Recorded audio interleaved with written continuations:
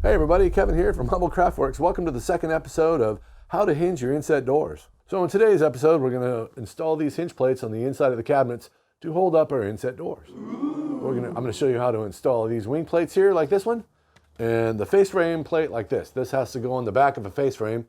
If you can't get to the back of the face frame, then you need to use these guys right here. This is 18 millimeter, but I'm going to show you how to install the 9 millimeter. It's the same thing, the same measurements. I just like to put all of my hinge plates into solid wood and not plywood. So let's get to the video. All right, there we go.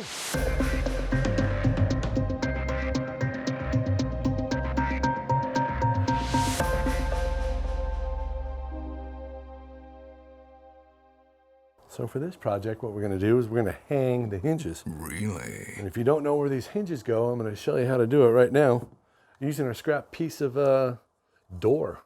You just put the plate in there, right? You can do that. And then you can measure from the center of that hole right there to the face. So we're going to measure from the face of this door to the center of that hole.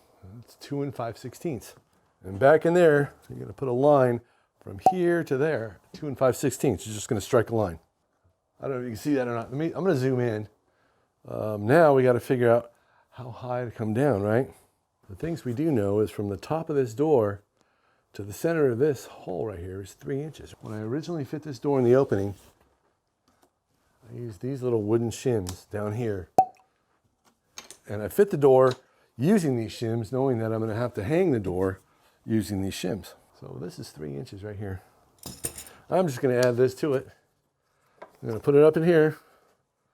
That'll be our 3 1/16. We're just going to cross that right there. There's the center. All right, so these hinges have a little point on them right there. That's the center. We're going to use this back screw hole because that's the center also, right? So I drew a line from here down 3 1/16, and then we came here and went all the way to the back of the block. So I have the front and the back as a reference line, because what we're going to do is we're going to line this little hole up here with the back. And I drew on here. I don't know if you can even see that little mark or not because I can't see this damn screen. But this point up here is the center. And I drew on it right there. So hopefully you can see that little green line's the other center. I just eyeball it usually because there's enough plane here. And then what I do is I'm going to take this. This is kind of hard to show and do at the same time. But I'm going to line this center up with the back line with all the holes lined up centered. Or you can do it another way. These center holes here are about 1 1/4 inches. I'm sure they're not 1 1/4 inches. It's probably some kind of metric thing. So you can take this center line here and go up 5/8 and put a mark. So you can, if you're a person who likes to put marks on everything, you could do that. So if you have an awl, the best thing to do is take an awl and give it the awl right there at the crosshair. What I'm going to do is I'm just going to hit it with my little tiny nail punch. We're just going to do the one up here at the top. All right, ready? And clip. Put a hole in it. That's all we're going to do. We're not going to do the lower one yet. We're just putting one screw in it because that's the important thing right there. Now we're going to take our Vicks bit or our self-drilling bit, whatever you want to call it. Right in the hole. See how that worked? We're going to take our 1/2 inch screws and we're going to put a screw in the top, making sure that we have this part to the back and the pointy part to the front. It's showing that we're a little high, but I'm centered in here and I can adjust this up and down. We're just barely off, but that's okay. I might as well put the other screw in it. All right, feels tight. All right, so now this one's all screwed in, right? It's in there, it's as close as we can get it. Now we're gonna take the bottom hinge and we're gonna attach it to the bottom hinge. So I have the hinge plate attached to the bottom hinge. Now we're gonna take this guy, we're just gonna attach this here like this. Be careful. All right, that's attached. Yeah, see, it's a little high. So it's a little high, it's almost rubbing there. Here's what I'm gonna do. Since I have my stuff with me right now, I'm just going to lower that down just a little bit. Now you can do one of two things. Lean down here, get that centered on there, and you can either circle that out, kind of like we did with the hinges in the first place, so you know where the hole is. Or you can do what I'm going to do. I'm just going to go ahead and drill it. Try to hold it in place, put one in it. Boom. Oh my goodness. Let's see if we can do this and show it off at the same time here. Warning. Danger. Oh man, almost lost that cabinet. Almost flipped her over. Okay, so this bottom hinge is not really tight. So I have the plate loose, one screw in there. We gotta do one thing first before we close the door all the way. I have to make a tape handle. client didn't give me the damn handles. It's always the handles. You always got to wait for the handles. So take some tape, fold it over itself. Doesn't have to be special. And attach it to the back here. You see that? Flip it over the top. So you can actually grab it when it's closed. All right, and that kind of is okie dokie. So now that seems to work. I'm gonna go ahead and drill this last one out and put a whole screw in it. All right. Always pre-drill. Always screw the screws in by hand. So now I have to adjust the door. Okay, now that we got the door on, we've pushed the door back. I've lowered the lights a little bit. Hopefully you can see the reveal around here. And what I do is I just take my shim. Okay, see this right here? This is loose. This one is tight. This is tight. That is loose. All right, so this is super tight on this side and super loose on that side. We have to go and use the first screw like we did before. Give it like two little tiny turns here. 1, 2. And it moves pretty fast. So that's probably too much. Let me see. Nope. Oh, yeah, feels good. All right, this one is too much. We can actually do this in place. So I can see it from behind here. See it moving? That looks pretty good. Okay, these two will also help adjust the top here. Raise this up and lower the bottom down or whatever. If you push this one this way, it'll actually lift this side up. And if you push it, if you tighten the screw up the other way, it'll also shove the end down. So that kind of does a couple of different things. So that feels good. I can't get the shim in the bottom. So what I'm going to do is I'm going to loosen those back screws. Just loosen that up. All right, now that we got them loose, all I'm going to do is just raise this up like this, see? And then put the shim in place. So that shim's in there and this one's in here. That's good. You can put 2 shims over here too. And that feels good. So I'm going to tighten them up right where they're at. And this works really easy when the back's off because you can just reach in here and tighten the little screws up and you're good to go. All right, there it is. Voila. Ooh. So remember, tape handles, because if you don't have the handles, once you close the door, it's a pain in the ass to get to. All right, so now the hinges work. It'll soft close, it's there. Done. We've hung this door on this one using the wing plates. All right, the next one we're gonna use is this guy right here. It's a little bit easier to do, but you still need to backs off your cabinets, and we'll show you that next. When I take this apart to finish this door, I'm actually gonna label what door it is in the cup itself, and then I'm also gonna mark top and bottom and what door it is with a piece of tape on each one, because they're adjusted. And you wanna talk about a time saver. When you reassemble this and you have your hinges marked, what door it's for and where it goes and top and bottom, when you screw it back in and you hang it after it's installed, it'll fit just the way you have it now, pretty much without too much adjustment. All right, so now let's go do the other one. We're gonna use this plate and we're gonna hang the other door using these guys right here. All right, everybody, this one's gonna be a little bit different. We're gonna use our shims again. So a little blue tape, just to hold those in place. We have our hinge plates right here. Okay, now we need our door.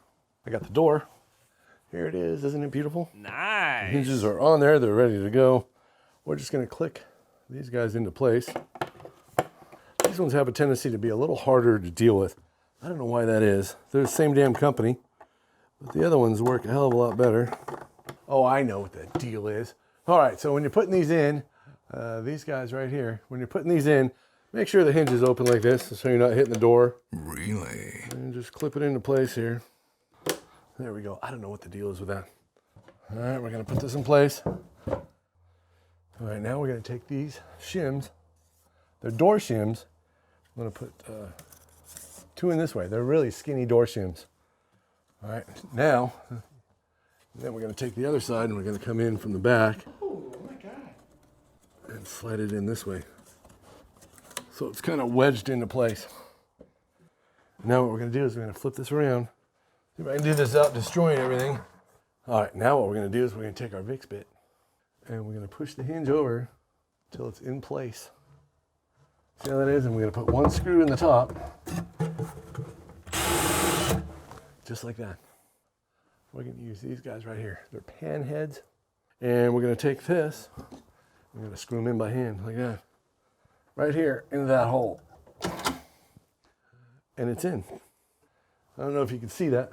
So that's in there, right there. It's pretty good. Now, and it's nice and flush, so I'm going to hit the other one with the big spit also. You kind of got to hold on to the cabinet and do that because it's a pain in the butt. All right, we got that one in. Now we're going to do this one down here. I'm going to push it into that little slot, drill a hole. You want it snug, you don't want to over tighten it. Now the bottom one, there it is. All right, let's flip it around now. Take all of our shims out here, and it should hold itself up nicely. All right, tape handle, just fold it over itself. This is your handle part, tape handle. All right, so this one's super duper out of whack, and we don't have a doorstop in it. So, there we go. So you can see this is really out of whack. All right, so the first thing we're gonna do is we're gonna raise it up. This was sitting on the shim, and it actually, I think it fit under there, and it's gotta go up. All right, so to get this to go up, there's a little hole right in there. This is my special screwdriver. It's a Phillips screwdriver, and I ground the tip off because all this Blum hardware needs this flat, squarey thing. You see how that is? If it's too pointy, it doesn't fit in there and it strips it out. Inside of here, this is how you adjust this up and down. Like you're loosening it, counterclockwise raises it up. Okay, I'm going to do that to both of them because it was down a little bit. Boom. All right, a little at a time. Shim at the top. Still got to go down just a little bit. All right, now this is rubbing down here. That's because this hinge is all out of whack. I totally screwed it up.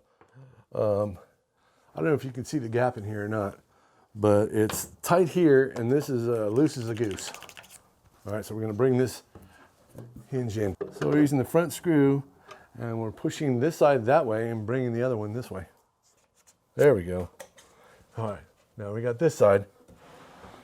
All right, so this side is good. Now we got to check the top here. That seems a little tight. That's a little loose. So now we're going to bring, oh, plus we have to go in. So let me do that first. I'm going to go clockwise and push them into the cabinet. So that makes this reveal just look better. Okay, that feels good. Now we just got to drop this door down. So we got to readjust these down just a little bit. Sometimes if you just loosen the lower one, and like I said, these are in clicks. They just click, click, click, click. It doesn't take much. All right, that's it. And we're done. Now the only difference about these is they kind of, see how they wiggle? So they're only screwed into the back of this face frame, and that's it. So it's kind of one of those things. You got to be careful. And we'll just close and make sure it works. And there we go. If I could do it, you could do it. It's not hard. It just takes practice. I'll try to put chapters in this so you can actually go back and see how to adjust the hinges, because I'm sure a lot of people are going to want to know that. All right, everybody, there you go. 2 different ways of hanging inset doors. You don't always have to use the hardware that people tell you need to, because I used 9mm plates that are 1/2-inch overlay instead of using the inset door plates. Yeah, I'd rather screw into solid wood than anything else. So remember to always screw your screws in by hand. Use the Vicks bit to pre-drill all the holes. That way you don't strip them out. It really helps. I always prefer to put everything into solid wood if I can. If you can't or you don't care, then just use the other plates, because that works.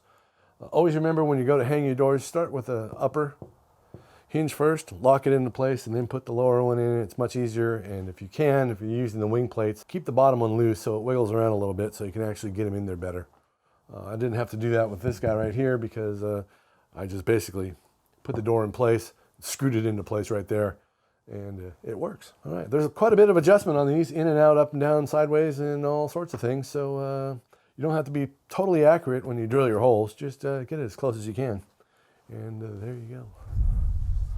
Well, you saw me do it.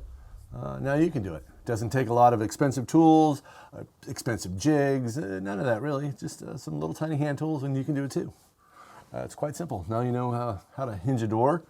You know what plates to get, all the tools you need, and all that. So get to it. Hang some doors and send me some pictures. All right. And if you have any questions, comment below and I'll get to it as soon as I can.